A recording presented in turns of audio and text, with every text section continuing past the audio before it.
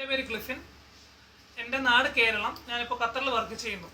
കഴിഞ്ഞ ഒരുപാട് ദിവസങ്ങളായി ഇപ്പോൾ ജല്ലിക്കെട്ട് എന്നുള്ള ഇഷ്യൂ മീഡിയയിൽ ഒരുപാട് ചർച്ച ചെയ്യപ്പെടുന്ന ഒരു സംഭവമാണ്. അതിനെക്കുറിച്ച് എൻ്റേതായ കുറച്ച് അഭിപ്രായങ്ങൾ പങ്കുവെക്കണമെന്ന് തോന്നി. അതുകൊണ്ടാണ് ഞാൻ ഓൺലൈനിൽ വരുന്നത്.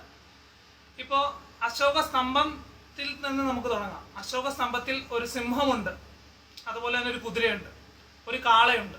ആ കാള ഡെൻമാർക്കിലോ ബ്രസീലിലോ കാളയല്ല, അത് നമ്മുടെ തമിഴ്നാട്ടിലെ കെങ്കയം കാളയാണ്. എത്ര പേർക്ക് അത് അറിയാം എന്ന് എനിക്കറിയില്ല.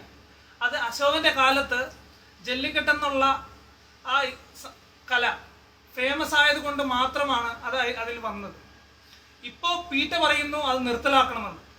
ഇപ്പോൾ അത് നിർത്തലാക്കണമെന്ന് പറയുമ്പോൾ അശോക സ്തംഭത്തിൽ നിന്ന് അത് കാളയെ റിമൂവ് ചെയ്യുന്നത് പോലെയാണ്.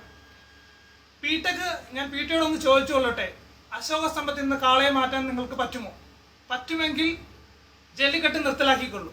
അതുകൊണ്ട് ഈ ഒരു അവസരത്തിൽ എനിക്ക് ഒന്നേ പറയാനുള്ളൂ, I support Jallikattu. We all support Jallikattu.